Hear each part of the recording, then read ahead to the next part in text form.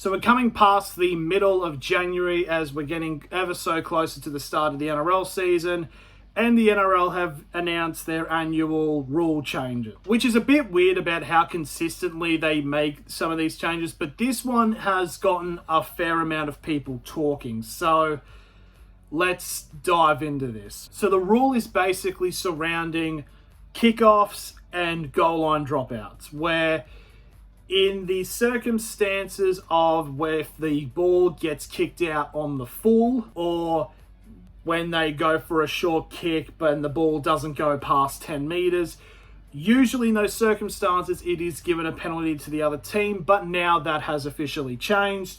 It is now a 10-meter tap from where the kick took place. So if it's a goal line dropout and it goes out on the full, or it doesn't go the full 10, it goes as a 10-meter tap to the other team.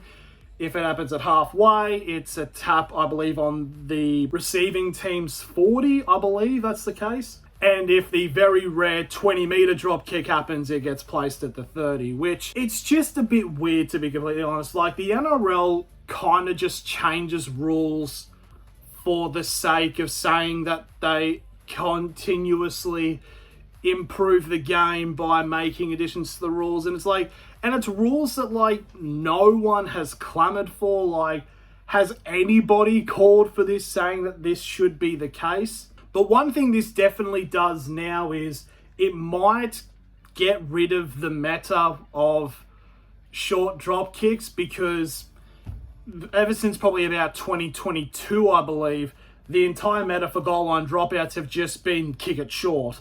Like, it's been very rare compared to short kicks of them actually just booting the ball out for like positioning and trying to send the attacking team as far back as possible.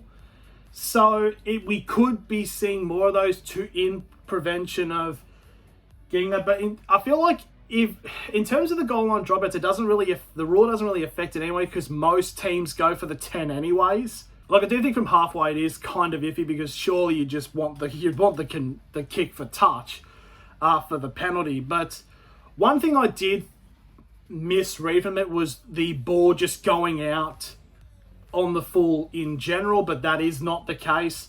It is only when it's from these kickoff or drop kick situations. So if someone does like last tackle and kicks it out on the full, it is just the regular penalty, which, like, there's just so much admin that you got to do now trying to like think. Like, Americans are just gonna, who end up watching it from the, the doubleheader in Vegas, just be like, wait, why are they changing the rules? Like, it's a little bit ridiculous. But in terms of the rule, I don't actually mind it.